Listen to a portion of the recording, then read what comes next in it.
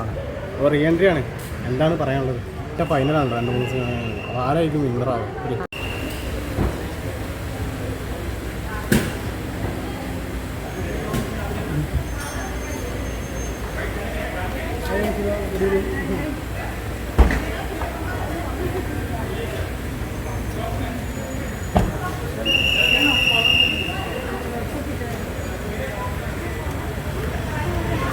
Bike എടുത്ത്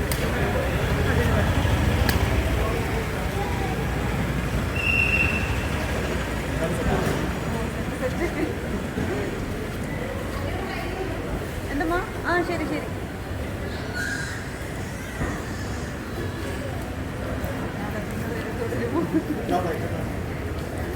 അവളെ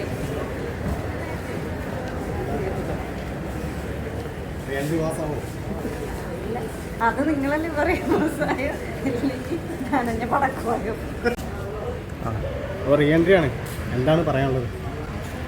എനിക്കറിയില്ല, നിങ്ങളെപ്പോലെ തന്നെ ഞാൻ ക്യൂരിയസ് ആയിട്ടാണ് അകത്ത് കയറുന്നത്. പുറത്തിറങ്ങി എല്ലാ കാര്യങ്ങളൊക്കെ അറിഞ്ഞിട്ടാണ് അകത്ത് കയറുന്നത്.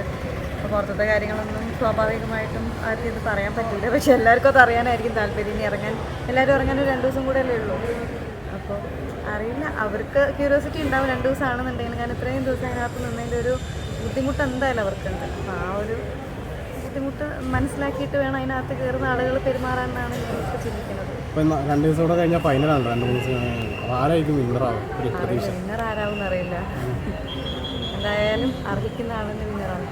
ഈ ബിഗ് ബോസിൽ വെയിറ്റ് കാണാൻ പോകാൻ ആഗ്രഹം ഋഷിനെ തന്നെ കാണാനാണ്. ഋഷി പിന്നെ ഉറപ്പായിട്ടും ഋഷിയെ കാണാൻ ഒരുപാട് ആഗ്രഹമുണ്ട്. അതുപോലെ അഭിഷേകിനെ കാണാൻ ആഗ്രഹമുണ്ട്, ജില്ലപ്പനെ കാണാൻ ആഗ്രഹമുണ്ട്.